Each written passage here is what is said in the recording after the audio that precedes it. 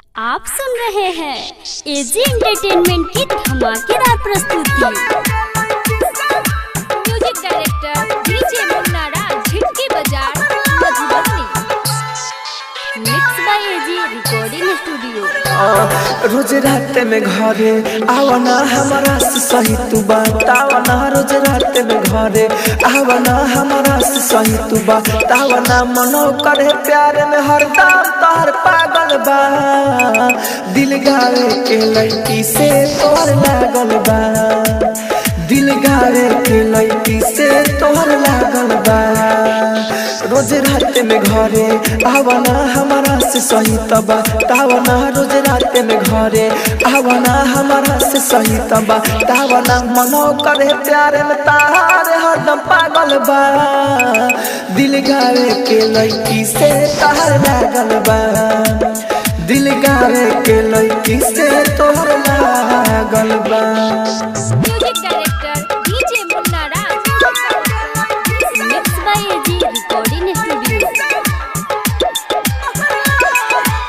अभे लोग कहेला छौड़ी से बड़ा फसल, मेहरी से नाता तोड़ी प्यार में कर गसल। प्यार में कर गसल।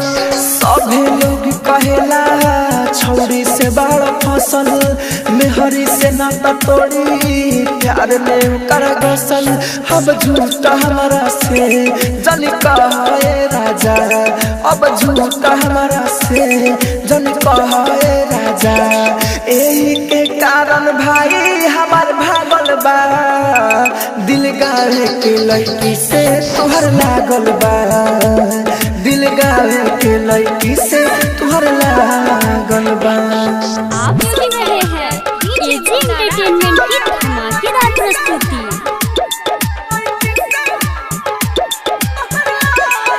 राहुल राजधानी अपन आदत सुधारा।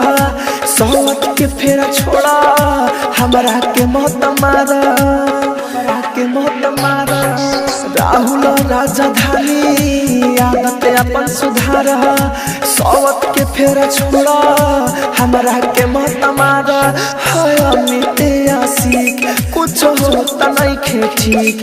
हाय अमित आशिक कुछ होता नहीं खे ठीक। तोहरे फेरा मेरा घर सारा जागल बा। दिल गावे के लड़की से तोहर लागल बा। दिल गावे के लड़की से तोहर लागल बा। रिकॉर्डिंग स्टूडियो रोशनपुर सपहा।